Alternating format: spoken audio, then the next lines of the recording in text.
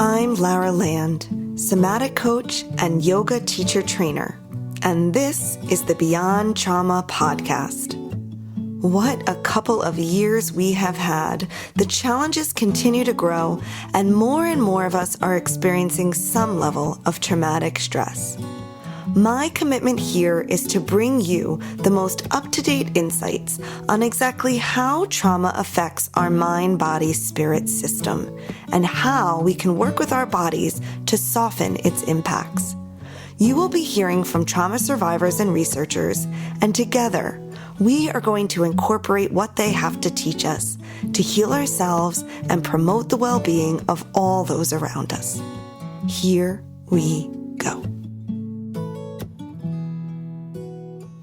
Welcome back, everyone, to Season 2 of the Beyond Trauma podcast. I am so excited to introduce you to today's guest. Micah Mortali was the director of Kripalu Schools, a place many of you may know, for 7 years. And it was during this period that he was inspired to create the groundbreaking Kripalu School of Mindful Outdoor Leadership, which is where he is now and where I took his level 1 training to be a mindful outdoor guide. And I'm definitely going back for level 2. Micah's work is about helping modern humans reconnect with their deeper, truer selves through mindfulness, rewilding, and immersion in the natural world.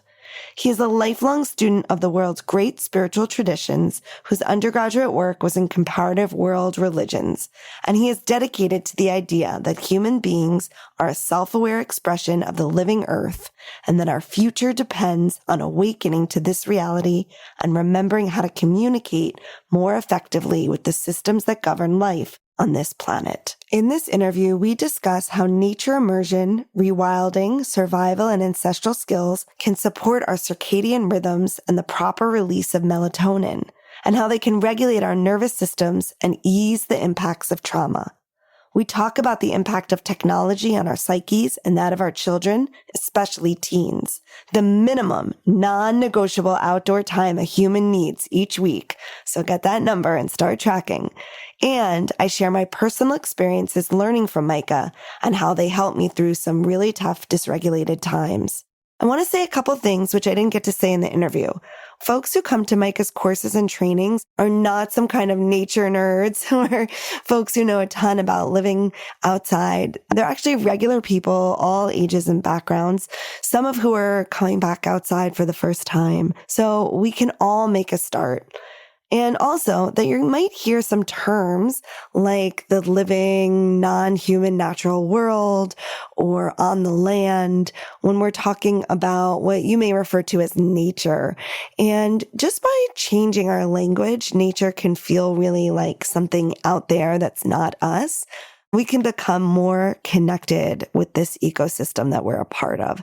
So you might just start there as you begin your journey to reconnecting, and by referring to animals and to trees and plants as they or he or she instead of it can also be a way into reconnection with this ecosystem that we are a part of.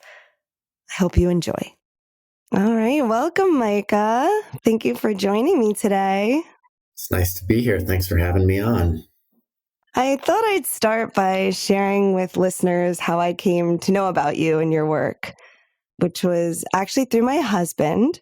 The listeners haven't exactly been introduced to my husband yet, but if any of you have heard the trailer episode to the podcast, or if you want to scroll way back to the Coming This May trailer, there's a funny guy with a German accent. That's my husband, Timo, who you know, Micah.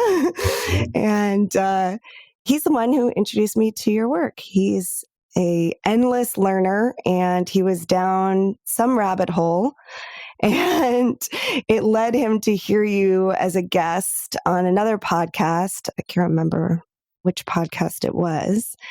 And I listened to it at his advice, and then I bought your book, Rewilding, Meditations, Practices, and Skills for Awakening in Nature, and started following you on the social media, and somehow came to hear about this 5-night rewilding and ancestral skills tent camping retreat that you were holding in the Berkshires, which I thought, yeah, why not do that? Even though I hadn't been camping since I was a child and only once. Maybe once in my teens, actually. Okay. When I arrived at your workshop, I was not in a good place. I was at capacity. I had just gotten back from being at my mother-in-law's for 6 weeks, which I love you, Katarina, but we were in a small space. It was very, very hot and nowhere to really take my kid during the day. I was about a week before I had to hand in my manuscript for my book, and I was trying to reinvent my career, which was thwarted to closing my yoga studio and COVID. I had just moved to the country. I was kind of alone. And so, yeah, when I say I was at capacity, I was kind of like crying at anything. The tears would just come. I knew I was crazy. I knew I shouldn't be crying, but they would just come. And sometimes I would just even laugh, kind of like a crazy person. And I'm sharing this because, you know, it can happen if we allow ourselves to go over capacity. Basically, I was just so full and hadn't done my self-work to reduce my anxiety that anything would just kind of set me off. So that's where I was when I arrived. And I'm not sure how much of that you could see, Micah. I tried to share in counsel, which maybe you can explain in a minute for listeners. But I also tried not to overshare, to be kind of lean of word, as you recommend, and not to burden others in the group or individuals who might be going through their own thing. So I wanted to set that up just to, you know, where I was at and then where I left. So I did these 5 nights with you, camping in a tent. Most of it was pouring rain. And when I left, I was calm, happy, inspired, light, excited. I mean, really a different person, less than a week. So what happened to me, Micah, on that trip? Yeah, go. Yeah. Oh, what a week it was. So yeah, I didn't pick up on any of that was going on with you, really, Lara. So just so you know, a little bit in counsel, yeah, but had no idea, you know, what you were coming in with. So what happened? Well, a combination of a lot of different things. One of the things that happens when we spend 5 days camping is, especially if we're not using screens or technology too much, and we're, you know, kind of going to bed a little earlier because we don't have electricity, and there was no electricity up there. One thing that happens is our circadian rhythm, our internal circadian rhythm, starts to reset and align more with the natural light-dark cycle. So we were in October, early October for that program, and it was starting to get, you know, much darker in the evenings. And so that's one thing that happens is most of us are pretty dysregulated in terms of our circadian rhythm because of the grid and electricity and electric light and screens. So when we give ourselves 5 nights, when it gets dark, we kind of crawl into our tent, maybe read for a couple of minutes and then conk out. Your brain starts to secrete melatonin earlier, and you go into a deep sleep. And then your brain starts to produce serotonin like right around sunrise. And it happens very quickly, and it's been documented. So that's one thing that probably was going on for you. Another thing was being outside for 5 days straight. You know, that has a profoundly beneficial impact on human beings. And so we know from the research that's been done on forest bathing that even just like 120 minutes a week or a 45-minute walk in the forest can lower our stress levels, you know, which is kind of measured through our cortisol levels in the blood, lower our heart rate and our blood pressure, increase the body's immune response, improve our mood, improve our sleep, increase feelings of vitality. All these things have been documented from just being outside. And so if you go in a program where you're outside for 5 whole days and, you know, you're logged off of your phone and you're not checking your email all the time, and you allow yourself to just kind of be in your natural habitat as a Homo sapien, you're going to get a bunch of amazing benefits from that. And I think that's really, for me, what it boils down to is the realization that Homo sapiens sapiens, human beings, we have a natural habitat in the same way that a mountain gorilla has a natural habitat, and, you know, a Bengal tiger has a natural habitat.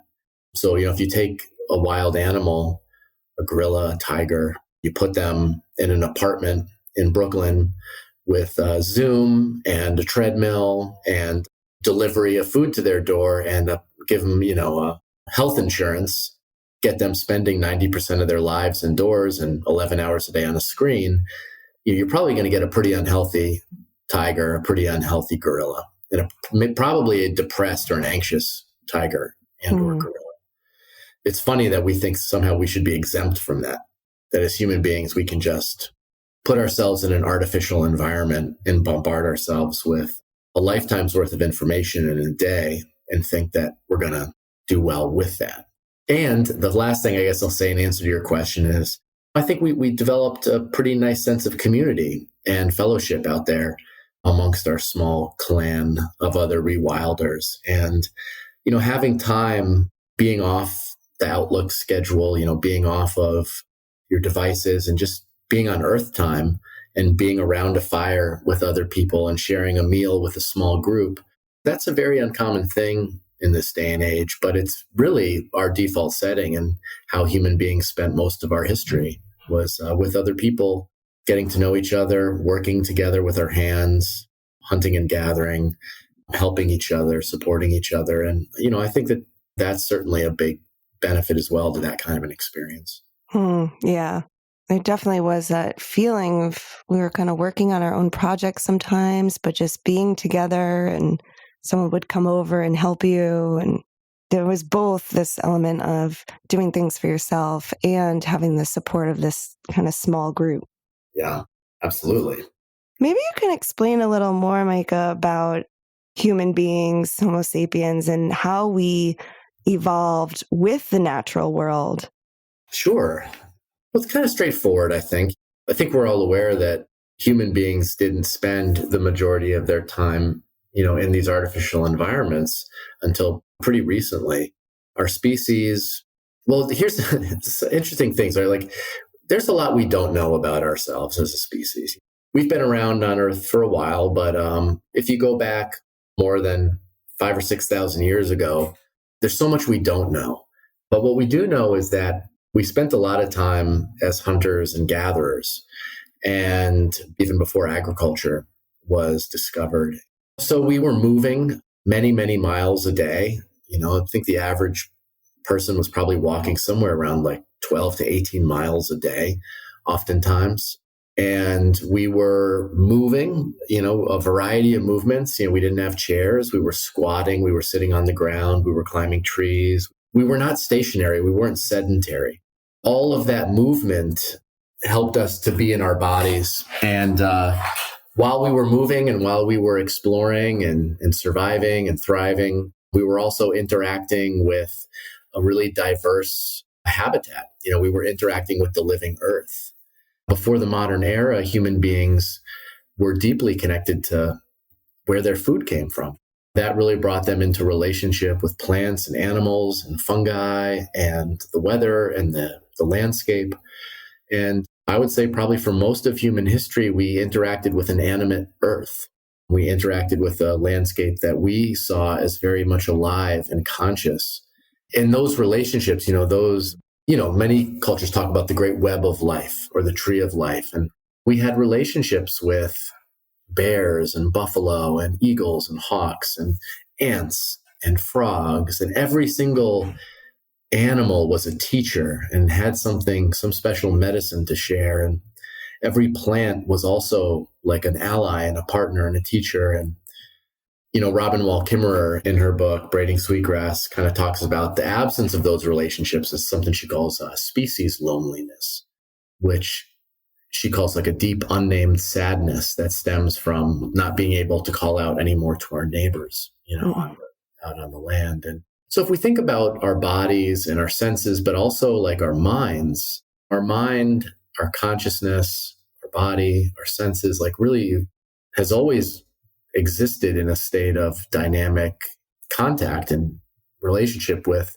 everything, basically. Like, we talk about climate. When we talk about climate, like it's kind of another word for everything. We had a relationship with the cosmos in a way that I think today we've been divorced from. our modern homes are very comfortable. I love to camp and be out there in the rain for a few days, but I won't lie. Like, it's pretty great to be able to come home at the end of the day and be in a house that's like super dry and comfortable and warm. So those comforts, as wonderful as they are, it just makes it easy for us to stay in our comfort zone and to spend more and more and more time inside. And certainly with the digital age and the internet and computers and phones, so many of the things that we might have gotten on the phone to find or looked in the phone book or had to take a ride downtown to go see if that store had that thing, or all those things now we kind of do through our phones and our screens or even our work. And so life has migrated inside. And the really sad thing is it's migrated inside not only for adults, but for children. And children are having what I would call just like a really diminished experience of being a child these days through just getting a tablet put in their hands when they're so young. This is part of the invitation, I think, for this time is we've had this technology just very quickly placed into our hands. And I think we've kind of been drunk on it, for the first 15 years or so. The iPhone came out in 2007, I think. And, so it's kind of like you could imagine if fire was given to somebody 100,000 years ago and it was so amazing and they just totally overused it and burned down the forest. Yeah. And it may be in a few years that like we're going to look back and be like, God, those phones were so too many apps, like just it was too much. We overdid it, and we might find ourselves culling back and finding more humane and balanced ways of working with this tech. But I guess that's part of the challenge, what we're trying to figure out right now.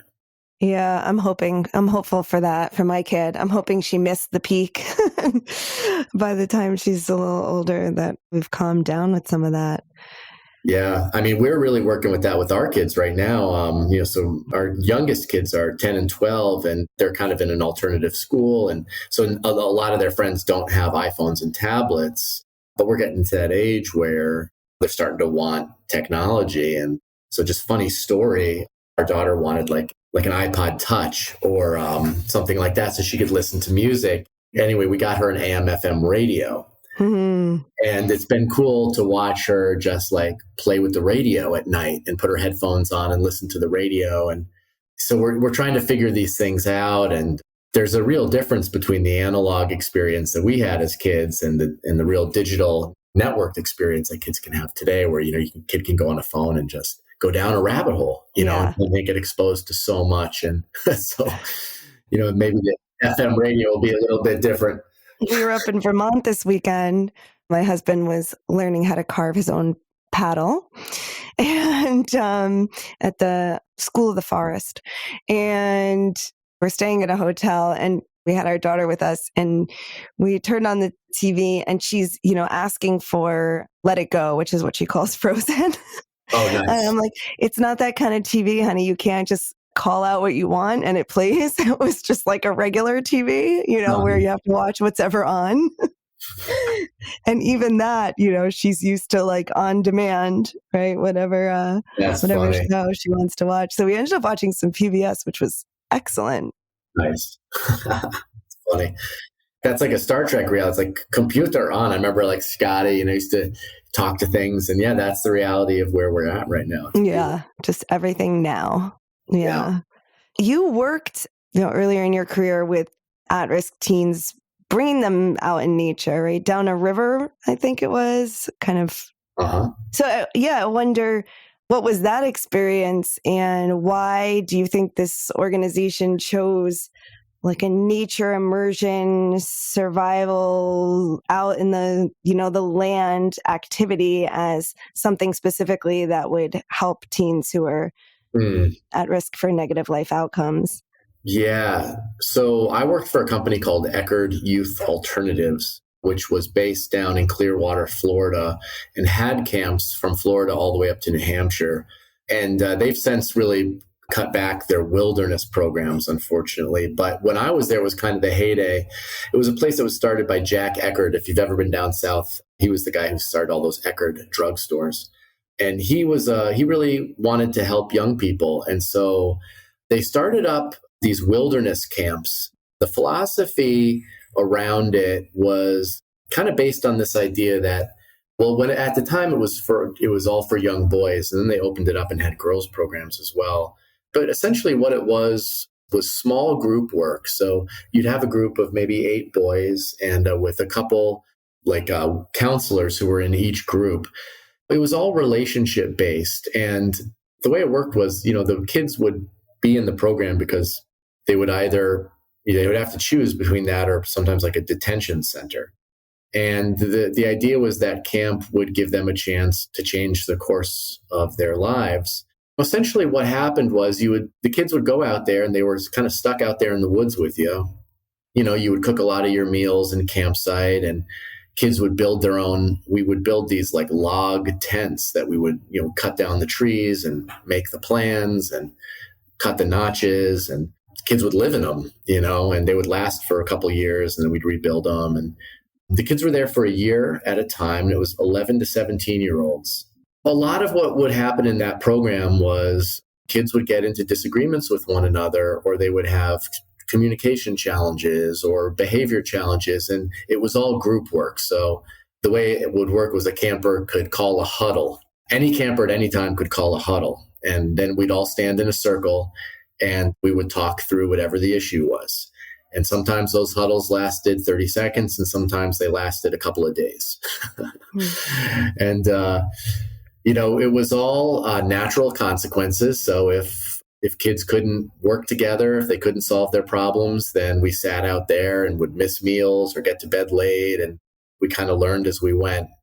And I would lead, we would do 3-week river trips down there. So we would get a bunch of canoes and pack up a lot of food, and we would get on the river and 5 or 6 canoes. And for 2.5 or 3 weeks, we would be paddling down one of these rivers down in South Carolina or Florida, camping on the banks, and a real adventure, really, really out there.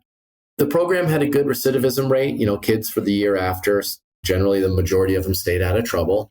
But it was, that's pretty hard work. A lot of the young people that we dealt with in that program had a lot of trauma.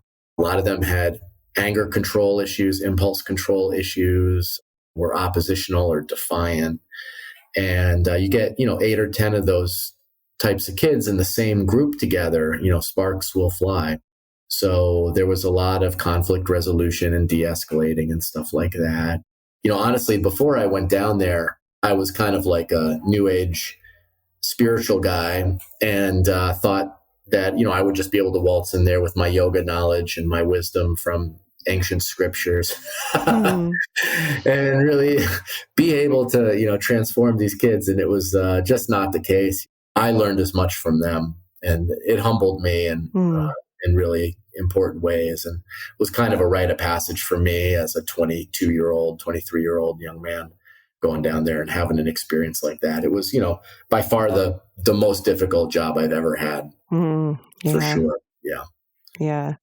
Those who've worked with young people like that, who've been through their own traumas, can definitely relate to that. I wonder if the shifts that they did see in the teens, or that you saw, if you would attribute that to the nature, the just kind of being stuck in this situation together, they built some perspective or grit, or they felt the support of your leadership. What do you think it was that made that positive impact? I think it was kind of all the things we talked about with your experience in the Rewilding program. I think it was very similar. One of the things that I observed was, some of the boys would come into the program, they might be 13 or 14, but, they acted like they were 17 or 18. And a lot of them had developed a lot of armor, were really tough kids, and sometimes would, had to put on this air that they were really tough and not to be messed with, and a lot of bravado. And one of the things that I noticed with some of the kids was there was this one week at the camp where we would do like a whole week it was like a medieval theme.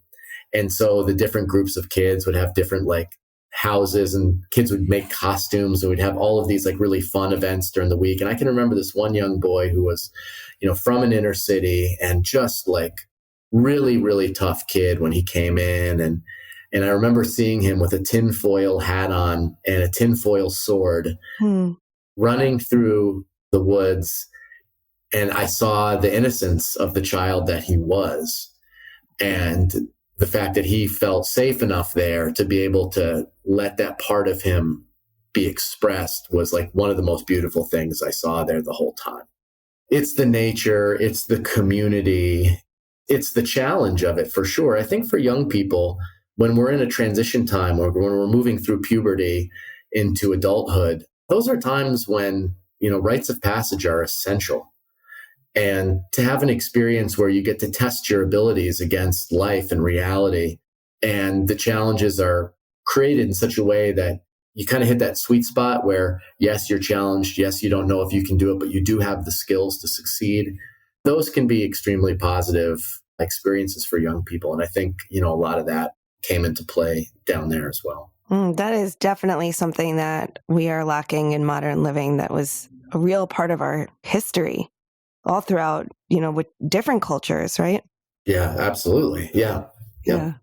I also wonder how learning survival skills, and this is for young people and adults, like myself, learning how to build a shelter, make a fire, to identify at least some plants in the natural world can also help to combat depression and anxiety and give us a sense of empowerment. I know, when we've been through trauma, we've lost some of that autonomy.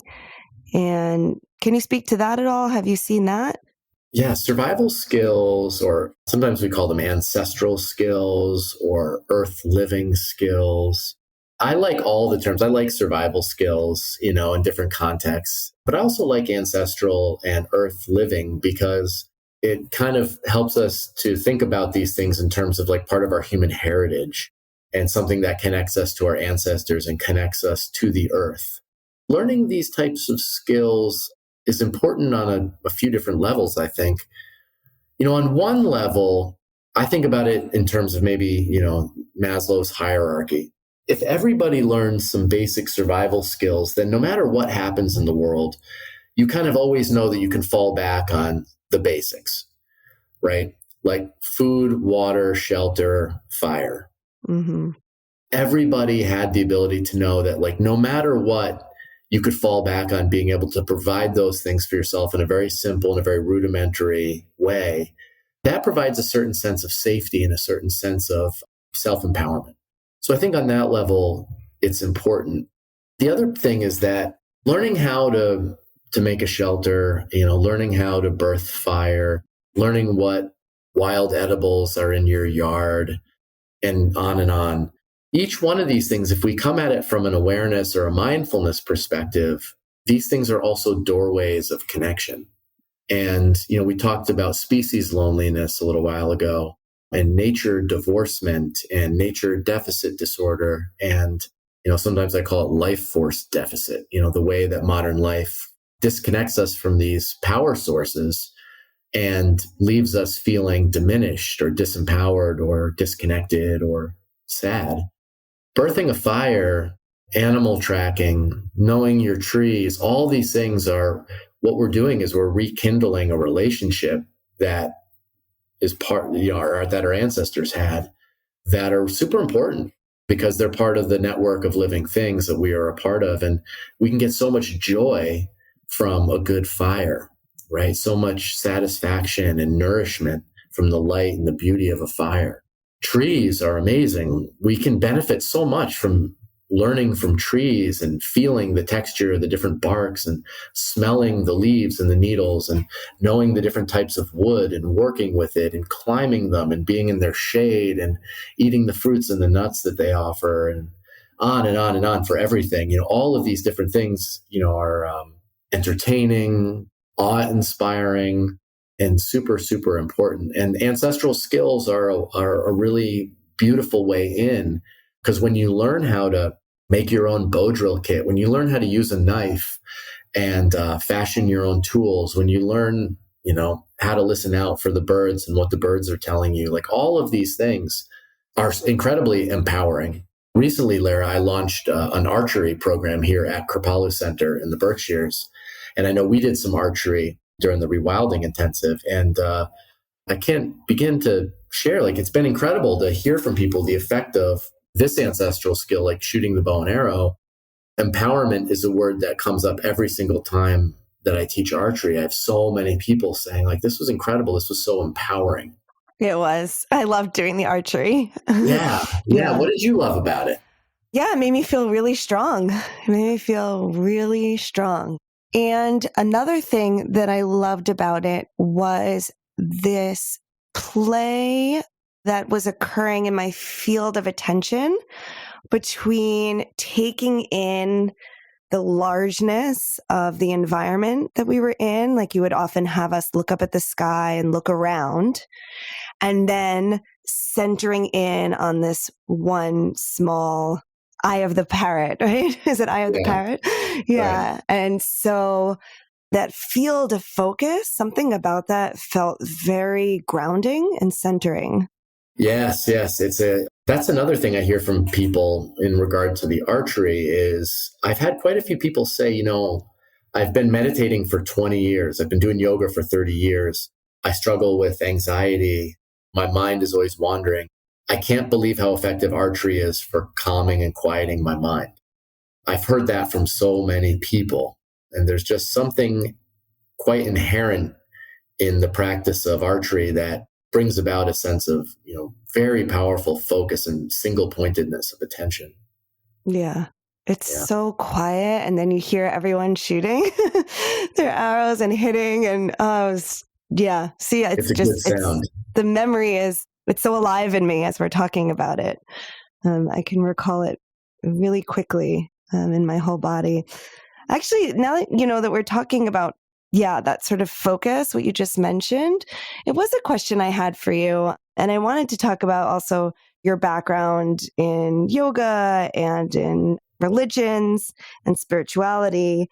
I guess, starting with focus and yoga, I think is an interesting place to start, because most of us, when we think about yoga, we think about this one-pointed focus that you're kind of referring to.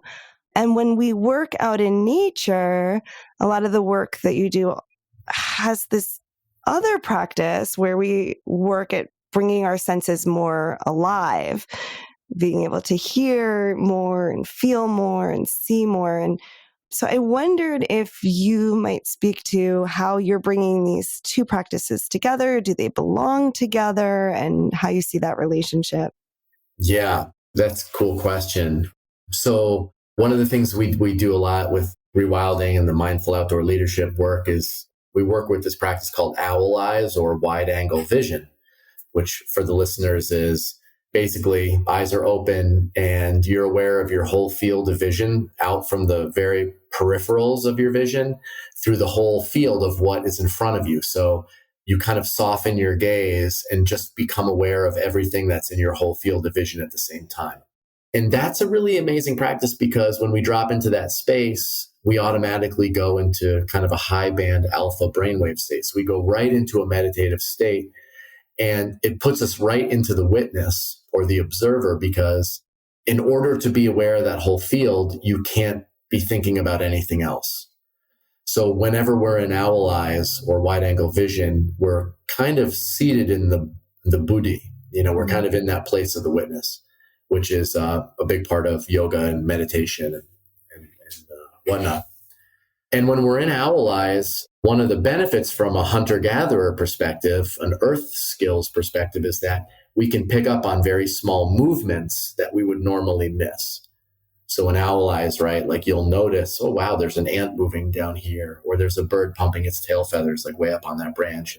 And we just become aware of that. It's kind of like a superpower, and I think for folks who've never used their eyes that way, it can be like quite astonishing to realize, oh my God, I didn't know I had this ability to pick up on tiny movements in my field of vision. Yeah. And there's also, I think, a good amount of research now coming out about softening and widening the gaze and what that can do for us mentally and emotionally. Yeah. Something worth looking into. And especially since we're staring at the screen again all day, like if we can just take a break and soften the focus and use that full range. I'm thinking also, of trauma survivors, we tend to be looking around for danger. And this might be a way to allow the body and the nervous system to take in a great field of vision, but also to remain calm. So maybe an answer to hypervigilance. Yeah. Right. It's an important point you bring up, because I have definitely had experiences with sharing wide angle vision or owl eyes with folks, and it has been triggering for some people with trauma. Mm. So I've had a couple of veterans who've, felt that when they were using that way of being, it kind of put them back into their hypervigilant experience that they had in combat. Oh, okay. Yeah. So that's something to be aware of with this particular practice. And here's the other thing too, you've got this wide angle way of seeing, and then you have this single pointed focus, which kind of comes into play when we're using archery, which can really clear the mind when we get very single pointed. And, and of course, in so many different ways to cultivate that, like the single pointedness could be cultivated through breath practice, or one of my favorites is candle gazing at a candle tratak, or archery. If you think about it, these two ways of seeing, this really wide angle and then this really single pointed focus, this really comes from our hunter-gatherer background, right? As hunters, we were always kind of reading the environment, looking for something that might be hunting us, right? And then also perhaps maybe we were the predator looking for food to feed our family or our clan. And then when we would notice something that was either a threat or something that we were going to try to hunt, then we would become pretty single pointed and hone in on that. And we would toggle between those two ways of seeing as part of our normal day to day. And so these have now become sort of practices that we use for nature connection, but they have their source in hunter-gatherer cultures and lifeways. Mm. Yeah, so they're in our history and they're in our bodies. Yeah, and if we think about people living very much in deep relationship with the earth, when we were still personally harvesting food and resources from our landscape, we spent a lot of time just sitting and observing with great awareness. This kind of brings me to one of the things I've been thinking a lot about the last couple of years, which is just this idea that in modern life, we now, quote unquote, we practice mindfulness, right? We have mindfulness training programs and teachings and courses, and so that we can develop mindfulness, and mindfulness being non-judgmental present moment awareness of so many definitions, but what I've kind of come to over the years is that probably our ancestors more or less dwelt in a perpetual state of present moment awareness. And that it's kind of been through modern life and our separation from nature and our exit from the food chain, when we managed to extricate ourselves from being prey and set ourselves up kind of outside of the predator-prey cycle, we had the luxury of not being present. Yeah. So now we have to kind of cultivate this awareness, but probably for our ancestors, it was more or less how they lived. And I think there's some evidence for that among the San people in Southern Africa, who lived in a very dynamic relationship with their environment, and they didn't have to really plan ahead long term, because every day they would go out and harvest their food from their environment, and they don't really have much of a sense of planning for the future at all. They kind of lived in every day was the present. So it's interesting to think about that, this idea that mindfulness really is, maybe it isn't something that sort of evolved as a pinnacle of human experience. Maybe it was kind of the foundation of human experience that we lost touch with and now have to sort of bring back because of the conditions of our modern day-to-day living. Yeah, it's something we're remembering. Right. That's beautiful. Yeah. And, those practices you mentioned, the wide angle vision and that single pointedness of focus, those are skills that we all have. And, on the subject of remembering, when we go outside and we practice just sitting or listening or feeling our environment, obviously this really brings us into our bodies and helps us to connect. And these are all things that anybody can do. There was this term that Richard Louv talked about in one of his books called sensory anesthesia. And it's this idea that as modern human beings spending so much time inside, we can kind of lose touch of our senses. Mm-hmm. But the good news with what we're talking about here with owl eyes and with these focusing practices, and our senses are not like irreparably damaged. They actually come right back. If we feel like we're disconnected from our senses or our circadian rhythms are off, what I can say to your listeners, what I've been noticing, and I think what seems to be true, is that, a couple of days, a little bit of time every week, being outside, all of these things tend to come back online pretty quickly, which I think is very wonderful thing, that our bodies are so resilient that we can get back in touch with our humanity and our senses so easily with just a little bit of time. Yeah, I can definitely attest to that from both that initial experience that I had with you, and then I guess this past spring, being with you at Kripalu and doing the mindful outdoor leadership training that you created. Yeah, that's right. Yes, you did the whole 9 days. That was fantastic. Yeah, longest time away from my kid since I had her, and that was wonderful. And I saw that as well. Right by the end, we were all like touching the trees as we walked, and I can definitely speak to the experience of when I first started getting outside more. This kind of, and I don't know who calls it this, but I know I read it this way. It's kind of like the wall of green. Yeah. Like, it's just trees. It's just like one green blob. And then, at the end of just a week or so, seeing these, wow, those trees don't look alike at all, Right. And even the same species of tree, seeing, differences, from one tree to the next. Yeah. Yes, absolutely. As a whole new world starts to open up. Yeah. You start to see like so many things that you didn't realize were there. And, maybe as I'm sharing that, and just this feeling of gratitude. So as I start to awaken the senses, being back out in the natural world with the help of some of these mindfulness, breath work, and yoga practices that you combine with this nature immersion in the experiences that you create, Micah, which you're welcome to expand on. Then as I'm starting to see more of what's happening and the interconnectedness, I notice that this gratitude starts to bubble up. And of course, we know gratitude key for combating depression and loneliness and all these things that, we're tending to suffer from these days. And maybe you can speak somewhat to that, either in what you've seen or experienced yourself. Oh, yeah, sure. Gratitude is a really interesting emotion and feeling. And it comes into play when we experience lack. And I've been thinking about this a lot. Pretty much all earth-based cultures have like a Thanksgiving or a gratitude philosophy that permeates their entire way of life. And I believe that comes from the lived experience of taking life to survive. So if anyone listening has ever pulled a carrot out of the dirt in your garden, or a potato, or eaten food out of the garden, or maybe you had someone who gave you some fish that they fished out of the lake, or you've had a personal connection to food, or if you've lived on a farm and an animal that you've cared for and known for a long time, you had to take their life and eat it. All of these experiences generate a complex network of feelings. It's a mixture often of sadness, grief, and thankfulness.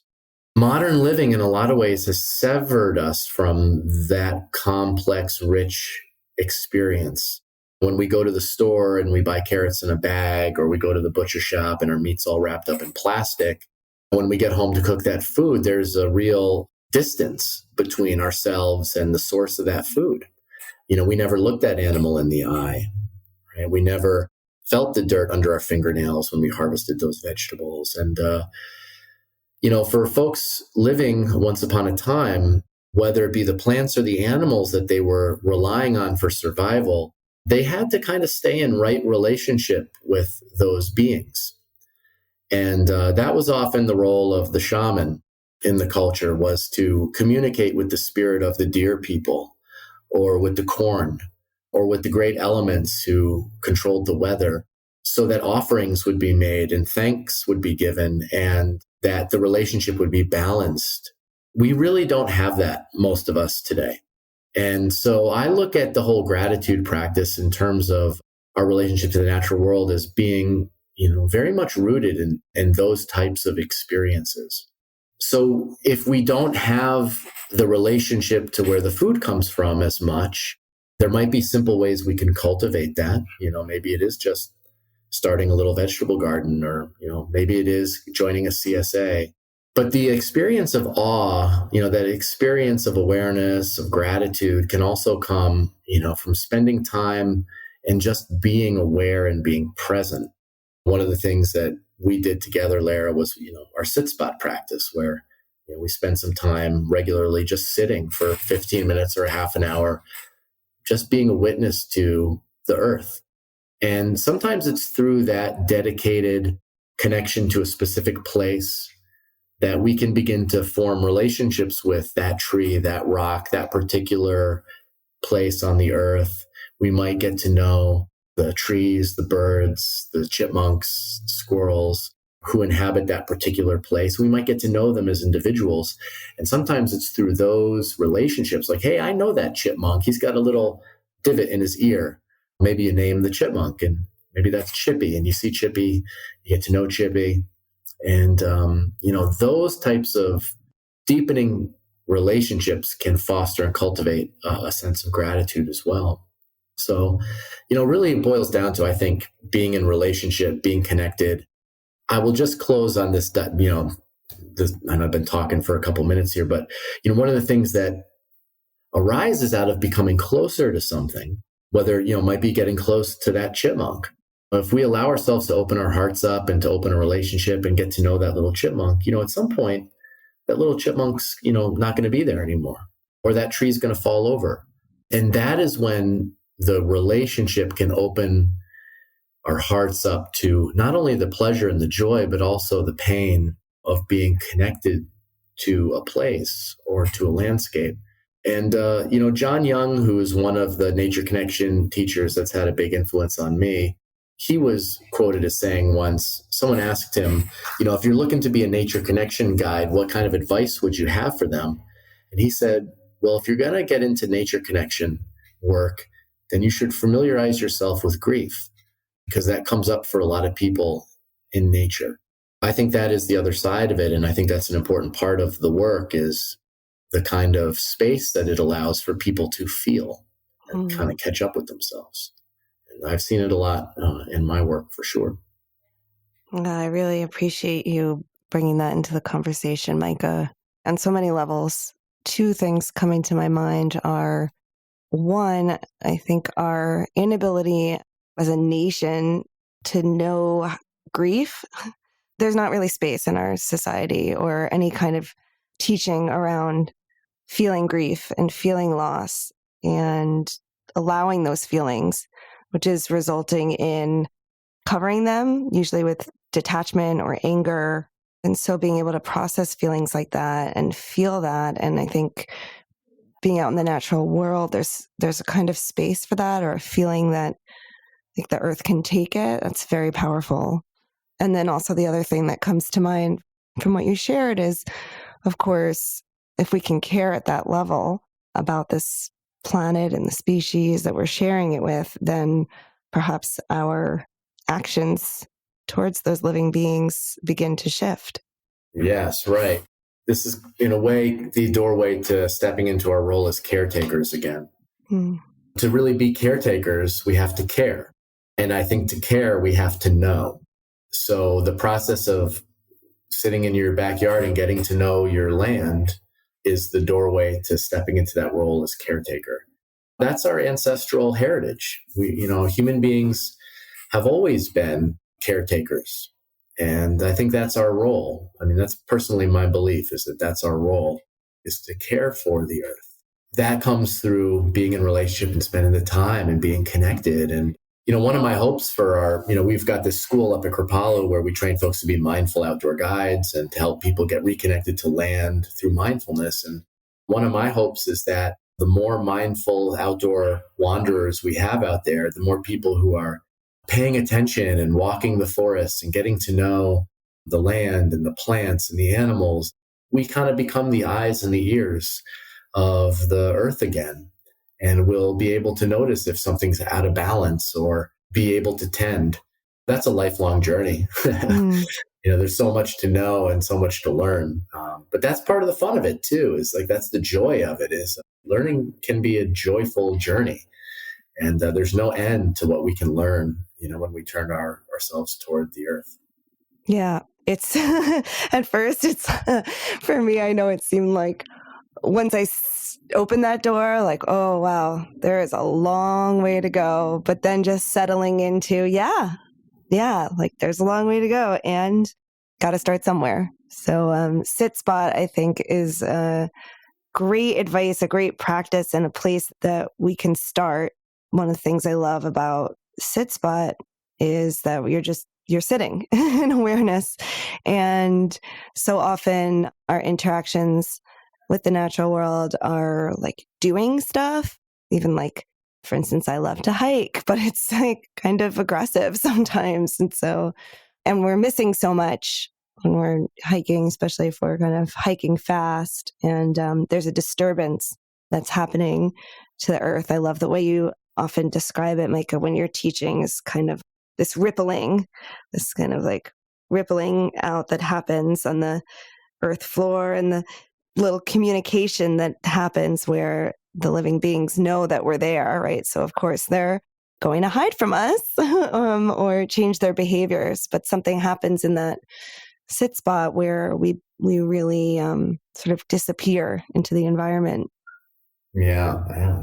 I wonder if there are any other advice or practices you might give to folks who are just starting this journey or living in the city or don't have a ton of time to get out in the natural world, or even for folks who might be a little nervous or fearful of nature, bugs, weather. One of the studies that came out recently was out of the UK, and it showed that 120 minutes a week of being outside correlated with much better physical and mental health overall than folks who weren't getting 120 minutes outside every week. So I would encourage those folks to think about 120 minutes a week like the new 10,000 steps a day.